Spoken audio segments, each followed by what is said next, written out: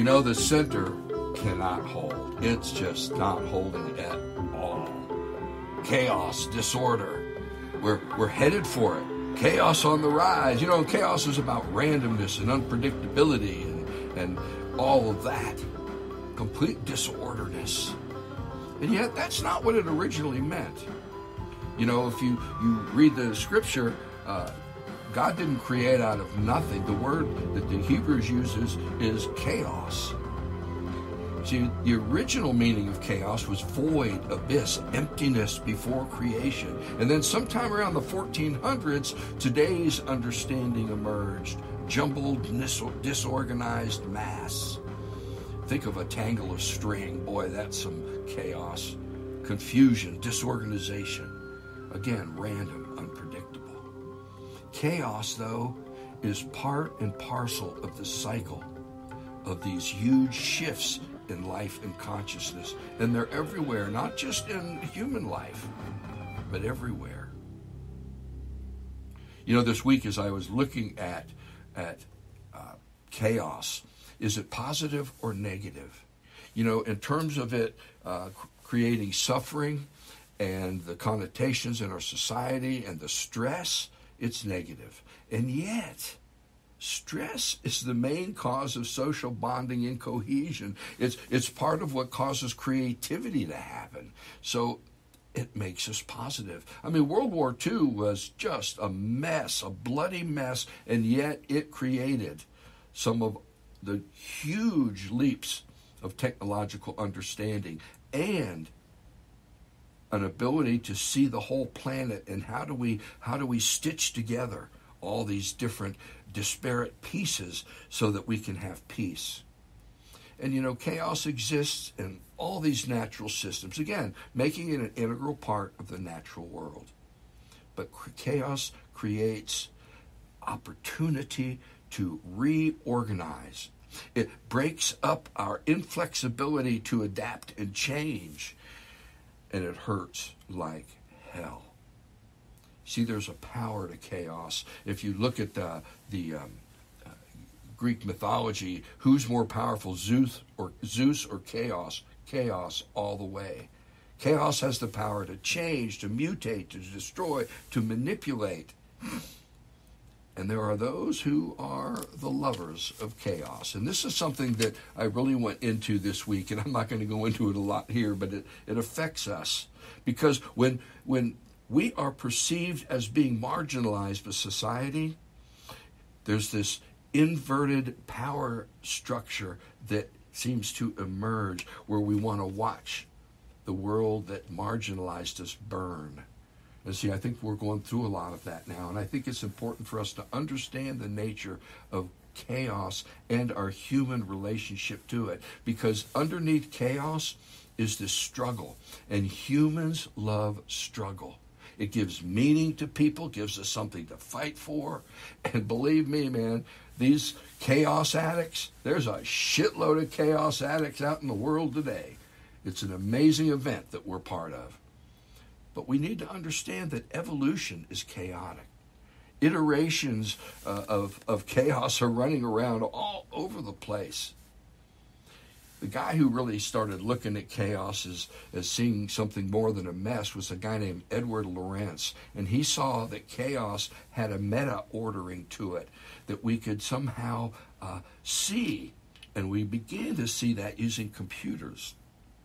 But it's important to also understand how in human beings there are certain things that cause chaos. Deceit, cruelty, anger, selfishness, betrayal, black magic, which I interpret as ill will, they're all used to corrupt the order of things. And I want you to think of how chaos is being created today.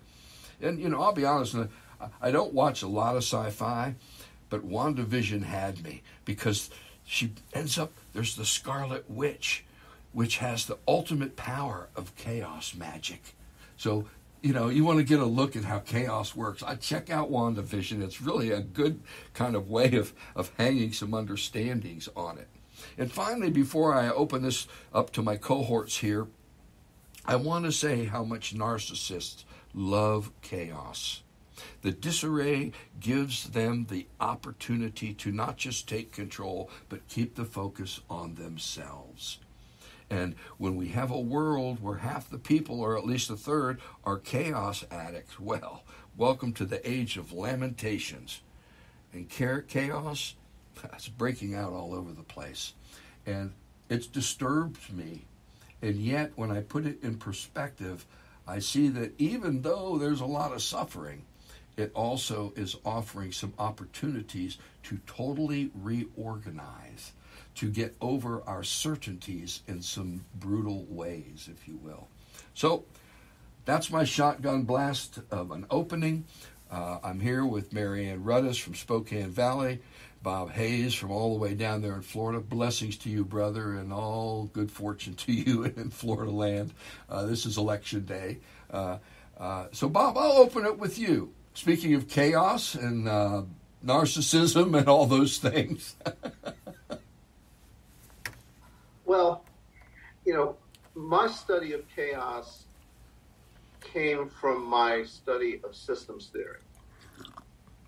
And the more I studied systems, the more I came to see that everything we encounter in the universe is made up of interacting systems. And those systems occur at the physical level, and they occur at the social level. And the thing we find is that, and the term is isomorphisms, that there are certain conditions that cut across all systems. One of those conditions is that if an input variable to a system increases beyond a certain point, it throws the entire system into chaos. And again, this is true of physical systems, and it's also true of social systems. Now, the key in social systems, and it becomes a little tricky when we try and transpose from a physical system, like studying turbulence in water flow. You increase the speed of the water, and it becomes more chaotic. It's a lot easier to understand what's going on there. But in social systems, there's so many variables that are happening. There's so many ways we interact with each other as individuals, as groups, as organizations, and they're all interconnected, and all of those variables are bouncing off each other. So that in itself is rather chaotic.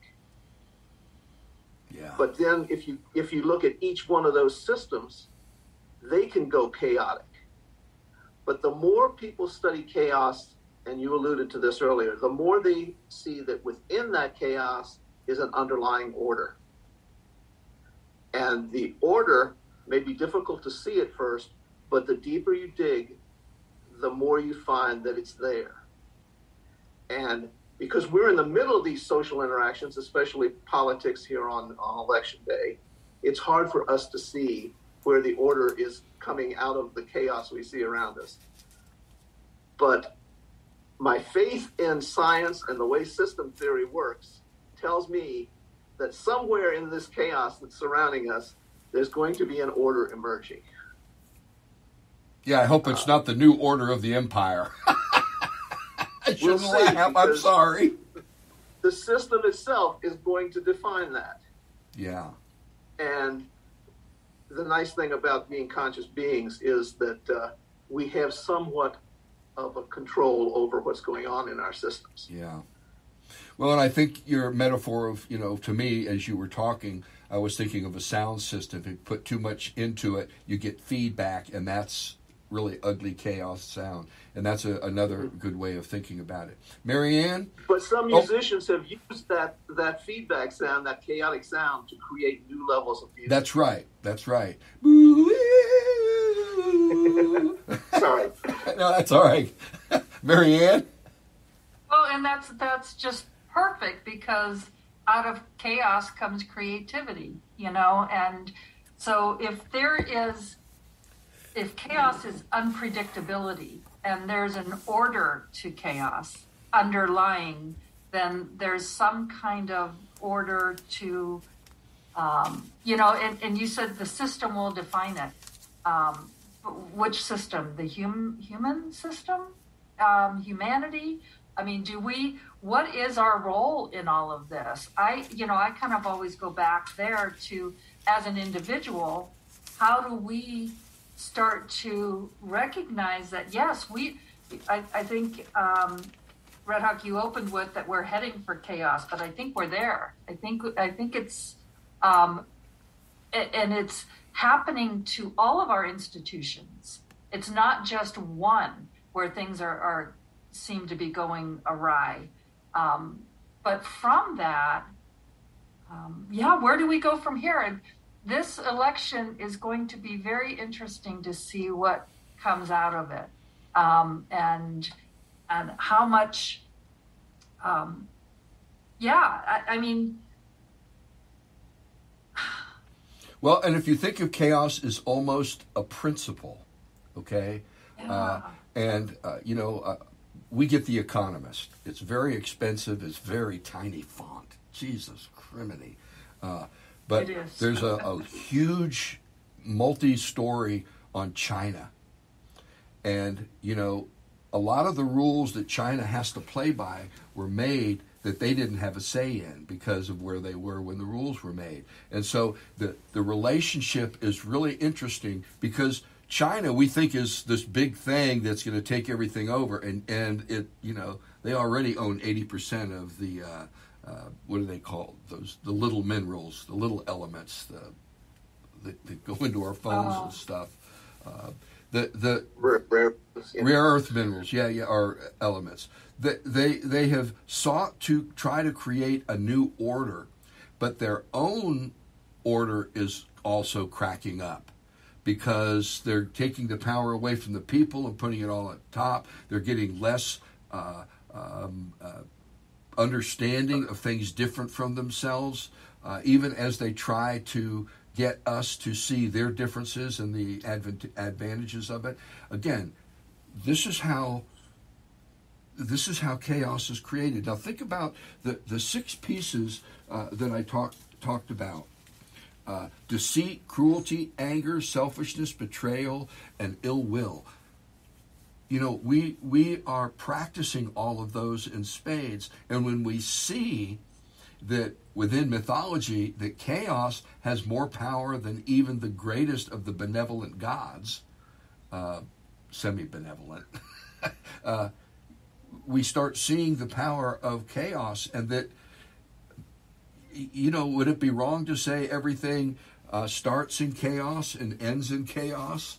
I don't know. Well, if chaos was originally considered to be the void, right? Wasn't it? Didn't you open with that? Does it start there? And if human beings are geared towards survival and creativity, does it? You spoke of struggle and that it was necessary. I mean, is that what's necessary for our survival, that we have to struggle to survive? You got to remember that all of these concepts we're talking about are just metaphors that we're trying to apply to what we're seeing in the universe around us. And in ancient mythology, it was one way of trying to understand things. And as we move into more modern times, we have other metaphors. So the term itself, chaos, has many different meanings to many different people. And that's why I was saying the system's going to define it. It depends on what system you're talking about. And as humans, we are members of, I'll pick a number, 100 different systems. Probably more than that, maybe infinity. Yeah. But they're all interacting with us as part of it. In some systems, we're a big player. In some systems, we're a very small player. And we can change depending on what's going on in those systems. And something going on in the political system can have an effect on our family system, because you sit around the Thanksgiving dinner table and suddenly politics is invading your family system. And we see this happening all the time. So chaos is happening not only within systems, but between systems. And we're in the middle of it, just looking around going, wow, how do I find a metaphor that's going to help me understand what's going on? Infinitely variable, omnidirectional. And I want us to start thinking about chaos a little different, because the human family has, as you said, Bob, began to interpret it in some interesting ways. Inside chaos is the not yet. And we are all conduits for the not yet, if you will. I also want us to see that when I read Hebrew scripture especially, or history of people, when we get too complacent, too inflexible, too dogmatic, that creates a position that literally, how do you say it, creates deceit and cruelty and anger and selfishness and betrayal. And so we literally breed the seeds of chaos within our own enculturation of the order. And I think that's why I want us to see that it's a cyclical thing and that we're part of it. Now, that doesn't mean the suffering's not real. It just puts the suffering in a context. Was all the technological advancements of the human family worth all the blood shed in the Second World War? That's a question we could debate from here to eternity. The fact is, there's something about the human family and about nature of which chaos is a part. And if we can begin to see that, it seems to me, then we can chaos tend a little bit. And the power systems of chaos, the power addicts, we have to some way wean them off that. And I get the whole thing of feeling marginalized and wanting to see the system burnt down. I felt that in the early 70s, clearly, in my own mind. But it was wrong. The protests were right. The violence was wrong. Yeah. And now, all those things that you listed, like deceit and so forth, those all deal with information. And information is an important variable that's happening within and between social systems. So when you have a term that has come to be so popular these days, misinformation, and which I think all of those fall under one way or the other. When you introduce misinformation into the system, it is chaos inducing because it's not something that the system can reasonably deal with because it's not true. And it causes the whole thing to go out of kilter and move more toward chaos. Well, and the norms are shattered because in the past we wanted to think that the information that we were receiving was truthful and coming from a good place, and we are now being confronted with devious information and misinformation and outright lies, and we don't know what to do with it, and everything is chaotic. And who controls this information? Who controls? We're being asked to, I think, be more and more discerning in our abilities and honing our abilities to be discerning, because we can't dismiss what's happening. Right. Yeah. Well, and that, facing our chaos is very important.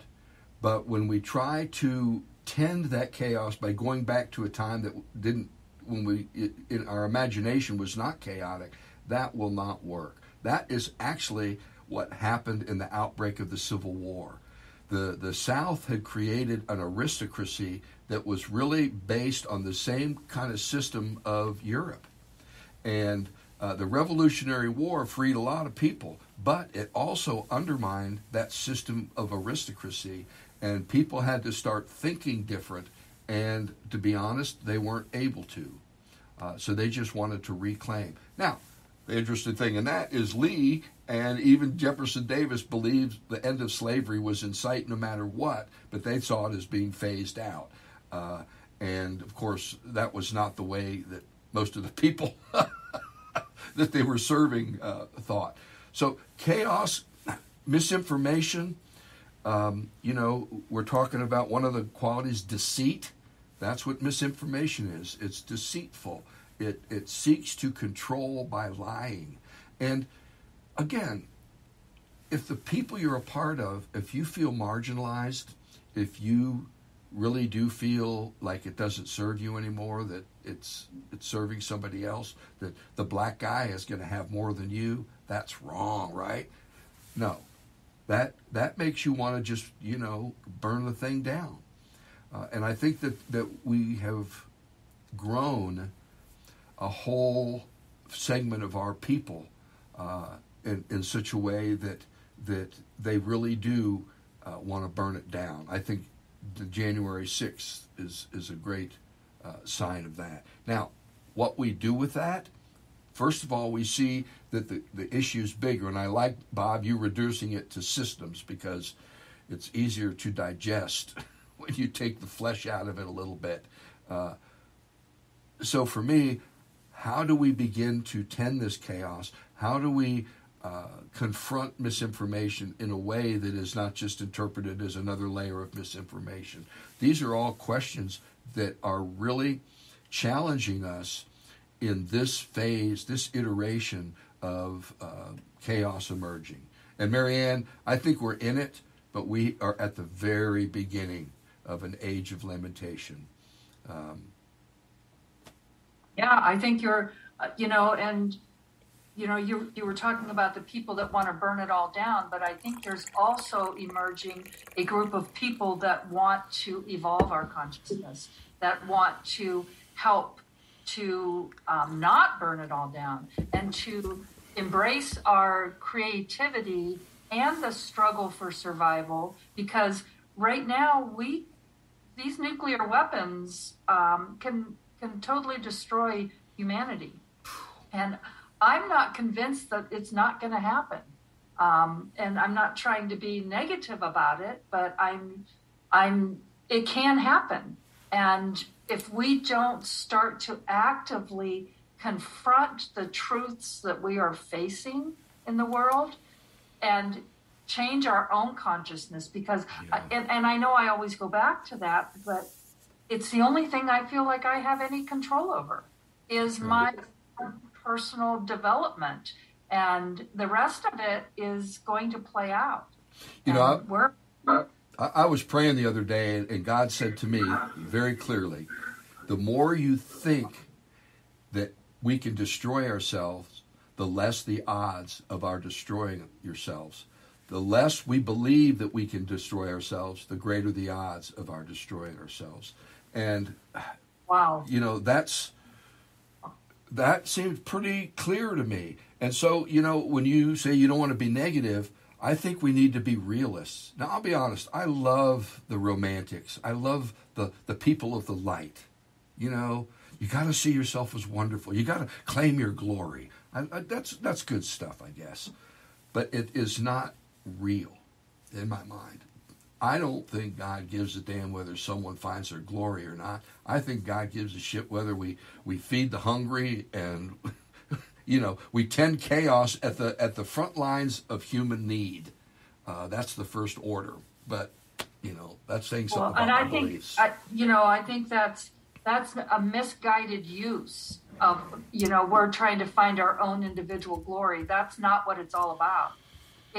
We are not an individual trying to find what it is that we're trying. What I see is we are individuals trying to help the collective, help the whole, and and finding what our place is in that. And part of it means we do have to embrace what our own power is and what we can do. And well, one of the things that we have the absolute power to do is to learn to think critically.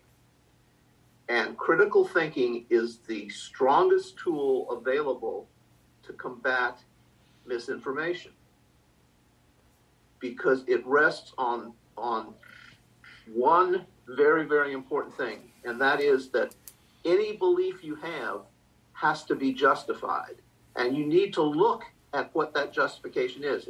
If you envision a table and name a belief as that tabletop, And all those justifications are the legs of that table. The stronger those legs are, the stronger that table is.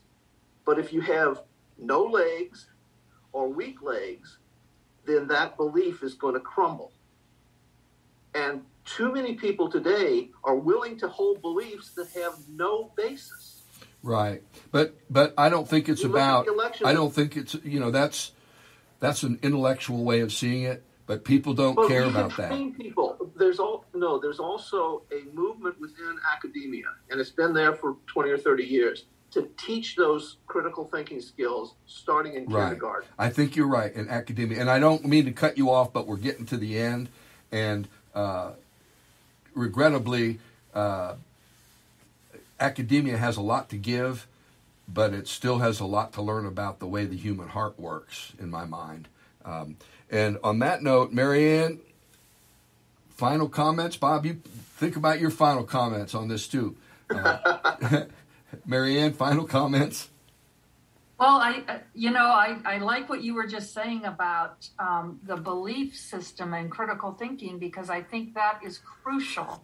And one of the impediments is we do not want to give up our cherished beliefs, especially if it was something we were raised believing. And when the only way to expand our consciousness is to be able to critically look at those belief systems, look at the way we are living our lives, and ask those questions. Is this benefiting all? Is this beneficial? And so I think in order we are living in chaotic times. To come back to the whole chaos topic, things are unstable, unpredictable, and it makes us feel unstable and unpredictable. And yet we can find a way to navigate through this time. And I think more and more of us are being called to do that, to become more consciously aware of what is happening and what our part in that is. Amen. And again, that's being a realist in my mind. Bob, final comments? Well, let me just continue with what Marianne was just saying. When I say you need to evaluate how you hold the beliefs and what are the foundations of those, that's not saying get rid of those beliefs, but take a real critical, intelligent look at them. Most of the things that we've talked about this over and over that come out of the church over thousands of years are pretty true. The golden rule, all of these things have been proven over the years to benefit both the individuals and the society. And it's when they get warped, and if we can critically look at them and see how those warps are happening, and I'm struggling for words here, but that's part of the critical thinking process. It's not that we get rid of beliefs, it's that we look at what the foundation of those beliefs are and use that tool to help us move through chaotic times. Amen. Now, I have to say, and I don't mean to be a downer, but I don't think most people are critical thinkers. I think there's a very small group. But it's a skill that can be taught. Yeah. So where do we go? I mean, seriously. I mean, when I think of everything we've been talking about, it's all about owning our own shit. One thing I learned early in my life is as much as crow tastes bad, it's a lot better warm than cold. So eat your crow early, get on with your life. But you see, we don't. And a shift in belief is a shift in self. And that is scary as the dickens for so many. Me, I don't want to be the same person tomorrow as I am today, but a lot of people, they want to be that same person. So what we hold on to matters. It creates something. It's like a sextant at sea where we orient ourselves through those systems, and they have served us. Now, Marianne got to go to a great seminar up there in Canada, I believe, for Carolyn Mace, I guess. And she's going to do a report, and we're going to see something to hang ourselves on. Light, law, and love. You know, they're great things. How do we move through this chaos? What do we hold on to? Light, law, love. Think about it. And we'll hook you up on the other side. This is Red Hawk with Marianne Rudis and Bob Hayes, and we wish you the best from the deep end.